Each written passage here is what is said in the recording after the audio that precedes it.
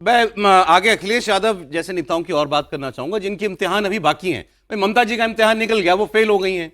राहुल गांधी 2024 में, अब वो उसको जो माने वो पास हुए थे कि फेल हुए थे, जो भी बीजेपी की सरकार तो बन गई थी।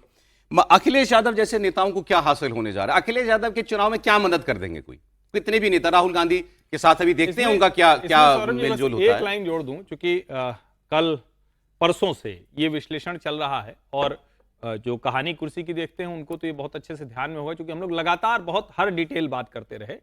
ये कोई मुसलमान के खिलाफ हिंदू पोलराइजेशन हुआ है तो ऐसा थोड़ी ना एक भारतीय जनता पार्टी को वोट नहीं मिलते। और ये कोई भद्रलोक कोई अलग से कोई व्यक्ति नहीं है, कोई समूह नहीं है। ये पावर शेयरिंग लोग थे जिसको हम लोग देश भर में बीजेपी का वोटर मानते हैं, ब्राह्मण, बनिया, कायस्थ या वैसे कहें सवर्ण। वो बंगाल में पूरी तरह से ममता जी के साथ था, वो पलट गया है वहां। तो अब अखिलेश जी की चिंता बढ़नी चाहिए, क्योंकि अखिलेश जी उसी के भरोसे बैठे हुए। ये जो जिताया है, ये ब्राह्मण, बनिया, कायस्थ गठजोड़ ने जिताया है भारतीय जनता पार्टी को, जो सत्ता में यहां पहुंचा। यूपी की बात डिटेल में अलग से करेंगे, राज्यों के एक एक राज्य की बात करेंगे। अभी जो ये मोटे तौर पर कोशिश दिखाई दे रही है कि फिर से एक बार विपक्षी नेताओं को एक मेज पर लेकर के आया जाए, और ममता जी अब इसमें, और राहुल जी खासकर, ये दोनों लोग जो हैं, इन दोनों ने हाथ मिला लिए ऐसा लगता है। अब लेकिन इस पर बाकी जो दल हैं वो क्या कह रहे हैं ऑपोजिशन की? अब मैं आपको सुनाता हूं संजय राउत की बात। भाई ये शुरुआत जहां हुई थी उसमें महाराष्ट्र में एक बड़ा चैप्टर लिखा गया था, जहां पर लोकसभा चुनाव, विधानसभा चुनाव सब एकजुटता के साथ लड़े गए थे। अब देखिए संजय राउत, शिवसेना यूबीटी के नेता, वो क्या कह रहे हैं। अब उनको इतना तो समझ में आ रहा है कि भाई जो कुछ बंगाल में हुआ है, तो इस वक्त ममता बनर्जी वीक विकेट पर हैं, डिफेंसिव हैं। तो ममता बनर्जी को हाथ पकड़ के, उनका हाथ ऊंचा करके, उनका मनोबल ऊंचा करने से हमको कोई हासिल नहीं है। अब तो यह है कि भाई ममता बनर्जी लेकिन एक बड़ी हैवीवेट नेता है ऑपोजिशन की, इनको अपने टर्म्स पर, अपनी शर्तों पर कैसे हम अपने अपने मुद्दों पर लेकर के आते हैं। तो उन्होंने कहा कि राहुल गांधी एक विजनरी नेता है और ममता बनर्जी ने गलती करी। राहुल गांधी तो बहुत टाइम से कह रहे हैं, बहुत वक्त से कह रहे हैं कि ये संस्थाओं को बर्बाद करने वाले, ये वोट चोरी करने वाले, ये एसआईआर के बहाने लोगों का वोट खराब कर देने वाले, ये वो लोग हैं। लेकिन ममता बनर्जी शायद अगर वक्त पर चेत जाती, राहुल गांधी का साथ ले लेती, तो ऐसा परिणाम नहीं होता जो बंगाल में देखने को मिला है। इलेक्शन कमीशन को धन्यवाद करना ही चाहिए, और जो गणेश कुमार जी है उनको इंडिया गेट के सामने लाकर उनका बीजेपी ने सत्कार करना चाहिए, सम्मान करना चाहिए, और उनको भारत रत्न भी देना चाहिए, और नोबेल पुरस्कार के लिए उनका नाम भी आगे भेजना चाहिए। एसआईआर के माध्यम से लाखों वोटर्स का नाम काटा गया, इनको वोटिंग का अधिकार नहीं मिला, लाखों लोगों का। ममता बनर्जी का डिफरेंस कितना है? 11 लाख का है, और लगभग 90 लाख वोट काटे गए, क्योंकि उनको किसी भी हालत में ममता जी को हराना ही था। सबसे ज़्यादा ये जो है एंटी इनकम्बेंसी तो मोदी जी के खिलाफ चल रही थी, चलनी चाहिए। गुजरात के मुख्यमंत्री के खिलाफ चलनी चाहिए, महाराष्ट्र में चलनी चाहिए। लेकिन जहां अपोजिशन की सरकारें हैं वहां हवा विरोधी चल रही है, सरकार उब चुकी, जनता उब चुकी है। तो आपसे क्यों नहीं उब जाती भाई? क्या करते हो आप लोग? छोड़ दी। चुनाव चोरी किया गया, डेफिनेटली राहुल गांधी बार बार बोल रही थी ममता दीदी का ये बहुत बड़ा अपराध है, राहुल गांधी की बात मानी नहीं। अगर राहुल गांधी जी के साथ ममता दीदी बैठती, चर्चा करती, तो कुछ नतीजा और भी आ जाते। संजय राउत जी भी हल्के में ले रहे हैं ममता जी को, ये बातें सुन ली अगर उन्होंने, और मीटिंग में अगर किसी ने कान में कह दिया ये यही थे जो आपके बारे में ऐसा कह रहे थे, ये बहुत बड़ी अपराधी हैं आप, तो पता नहीं क्या बोल देंगी वो। एनीवे, ये जो सब प्रयास हो रहे हैं इसके बारे में बात करेंगे। विजय लक्ष्मी हमारी सहयोगी, वो हमारे साथ जुड़ गई हैं कांग्रेस पार्टी पर, और अपोजिशन पार्टीज की क्या कोशिश है इस पर एक बार उनसे हम पूछते हैं।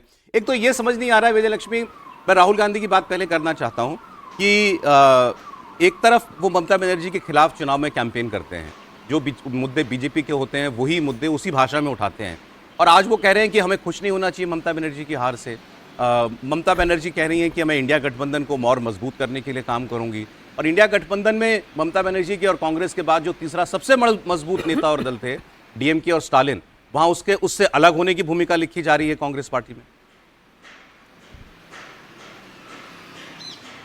देखिए, कांग्रेस पार्टी जो है, आप कह लीजिए पैरेलली दो स्ट्रैटेजीज पे काम करना चाहती है। वो राज्यों में अपने आप को मजबूत करना चाहती है, लेकिन केंद्र में वो चाहती है कि इंडिया ब्लॉक के तमाम घटक दल जो हैं वो उसके साथ रहें। और अब 5 विधानसभा चुनाव में अगर आपने देखा होगा, हर राज्य में इंडिया ब्लॉक के जो तमाम घटक दल हैं वो एक दूसरे के खिलाफ चुनाव लड़ते नजर आए। कांग्रेस पार्टी राज्य स्तर पर अपना स्पेस जो है उसको एक्सप्लोर करना चाहती है, अपने संगठन को मजबूत करना चाहती है, और यही पश्चिम बंगाल में कांग्रेस पार्टी ने 294 सीटों पर अपने उम्मीदवार उतार कर किया।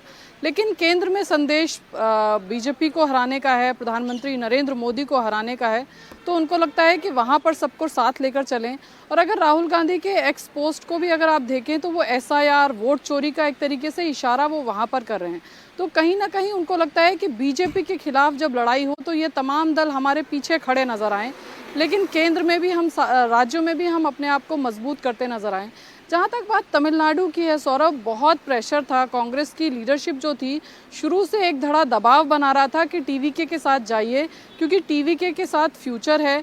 DMK उनके साथ कभी भी पावर शेयरिंग नहीं करती है। जब कांग्रेस के बलबूते के समर्थन के साथ सरकार बनी थी DMK की, तब भी उन्होंने पावर शेयरिंग उनके साथ नहीं की थी। राहुल गांधी भी हमें सूत्र बताते हैं कि इस मत के थे कि TVK के साथ जाकर एक एक्सपेरिमेंट कर लेना चाहिए, लेकिन सूत्र बताते हैं कि कांग्रेस अध्यक्ष राहुल गांधी और तमाम जो नेता थे उनके बीच में मतभेद था। स्टेट की जो राज्य की इकाई है उसमें P चिदम्बरम और उनके बेटे इस मत के थे कि DMK के साथ चलें, तो वहीं मणिकम टैगोर और बाकी जो नेता थे वो इस मत के थे कि TVK के साथ एक फ्यूचरिस्टिक पॉलिटिक्स की जाए और बीजेपी को बाहर रखा जाए और पावर शेयरिंग में हिस्सा लेकर के अपने आप को राज्य के लेवल पर मजबूत किया जाए। वही राजनीति आपको पश्चिम बंगाल में भी देखने को मिली और वही राजनीति कांग्रेस का एक धड़ा तमिलनाडु में भी करना चाहता था कि अपने आप को राज्यों में मजबूत करो, फिर जाकर के केंद्र की लड़ाई आपकी अपने आप सशक्त हो जाएगी। अगर आप राज्यों में हाशिए पर जाते जाओगे तो एक दिन ऐसा आएगा कि यही रीजनल पॉलिटिकल पार्टीज आपको आंख दिखाने लगेंगी। विजयलक्ष्मी, बहुत शुक्रिया आपका। आप जो बात कह रही हैं कांग्रेस पार्टी ने, जो आपने कहा कि राज्यों में खुद को मजबूत करे, नेशनली एक यूनाइटेड अम्ब्रेला दिखाई दे, इसमें सारी ऑपोजिशन पार्टियां हों, ये थ्योरेटिकली तो ये बात ठीक है। और राहुल गांधी अगर ऐसा सोच रहे हैं तो ये बात भी, उनकी वजह भी साफ दिखाई देती है कि रीजनल पार्टीज ने कांग्रेस पार्टी का ही स्पेस लिया, अब उसको वो रिक्लेम करना चाहते हैं। और इन क्षेत्रीय दलों ने कांग्रेस पार्टी के साथ व्यवहार भी ठीक नहीं किया, चाहे वो तमिलनाडु की बात हो, ठीक बता रही थी वो, स्टालिन तो सरकार में जगह देने को तैयार नहीं थे बार बार कहने के बावजूद, या उत्तर प्रदेश में और जगहों पर, अभी बिहार का इलेक्शन गया है तो कितनी खींचतान हुई सीट शेयरिंग को लेकर के, वो भी आपने देखा, और अंत में हार माननी पड़ती है हर बार कांग्रेस पार्टी को। लेकिन ये विरोधाभासी गठजोड़ सॉर्ट ऑफ, ये चलेगा कैसे और इसने हासिल क्या किया है पीछे जो भी आगे कर लेगा? विजय जी, बहुत सीरियसली लेते हैं बातों को। एक तो अभी इन विधानसभा चुनावों में जितनी भारी मजबूती कांग्रेस को मिली है, वाह, जैसे वेस्ट बंगाल में मिली है, तमिलनाडु में मिली है, तो उसके बाद अब वो राष्ट्रीय स्तर पर प्रधानमंत्री नरेंद्र मोदी या भारतीय जनता पार्टी के खिलाफ लड़। लेकिन तमिलनाडु की बात अब सब लोग कर रहे हैं कि भाई वहां पर मणिकम टैगोर और वो सब लोग कह रहे थे कि विजय के साथ जाना चाहिए। सवाल ये कि मना किसने किया था? विजय त्रिवेदी के साथ किसने मना किया था कांग्रेस में कि विजय जोसेफ के साथ? हम सबको विजय त्रिवेदी के साथ जाना चाहिए, वो कह रहे हैं। विजय जोसेफ के साथ जाने के लिए किसने मना किया कांग्रेस में? क्या राहुल गांधी ने किया या खरगे साहब ने किया या किसी और ने किया? मतलब, और यदि राहुल गांधी चाहते थे तो किसने मना कर दिया? और क्या ऐसी स्थिति है राहुल गांधी की कि कांग्रेस में उनकी बात नहीं चलती? जब तक ऐसे सारे सवालों के जवाब उनको नहीं मिलेंगे, और ये बात ठीक है कि जो ममता जी, राहुल गांधी ने सबसे लंबी लड़ाई लड़ी है ईमानदारी से SIR के खिलाफ या इलेक्शन कमीशन के खिलाफ, लेकिन वो अकेले लड़े। वही अखिलेश यादव, वही ममता बनर्जी और तमाम लोग कहीं उनकी लड़ाई में साथ खड़े नहीं दिखाई दिए। और इस चुनाव में के बाद अब हार कर जो इंडिया ब्लॉक बना था वो टूटा किसकी वजह से था? ममता बनर्जी की वजह से। नीतीश कुमार किस वजह से बाहर गए थे? ममता बनर्जी की वजह से। ठीक है, और ममता बनर्जी न केवल नीतीश कुमार को नहीं चाहती थी, राहुल गांधी को भी नहीं चाहती थी लीडर बनना। तो आज ऐसी क्या स्थितियां हो गई हैं और उससे कमाल क्या हो जाएगा, ये बात आज राहुल गांधी का अपर हैंड है। आज राहुल गांधी का अपर हैंड है, तो फिर क्या क्षेत्रीय नेता अपना चुनाव हार गए? ममता बनर्जी क्या उनके लीडरशिप में जाना चाहती है? नहीं, ममता बनर्जी तो ये कह रही हैं कि भाई अब मेरे पास कोई काम नहीं, अब मेरी लीडरशिप, अब मेरे पीछे आ जाइए आप। अब ऐसा गठबंधन में कहीं होता है कि जो हार गया, भैया मेरे पास कोई काम नहीं है तो आप सब लोग मेरे साथ चलिए, अब मैं राज्य में हार गई इसलिए केंद्र में चलाऊंगी। तो ये अभी ये बिल्कुल क्या है कि इमीडिएट जब होता है ना, अभी इफेक्ट हुआ है, गर्मी लगी है, झटका लगा है, तो थोड़ा सा शिकंजी पी रहे हैं।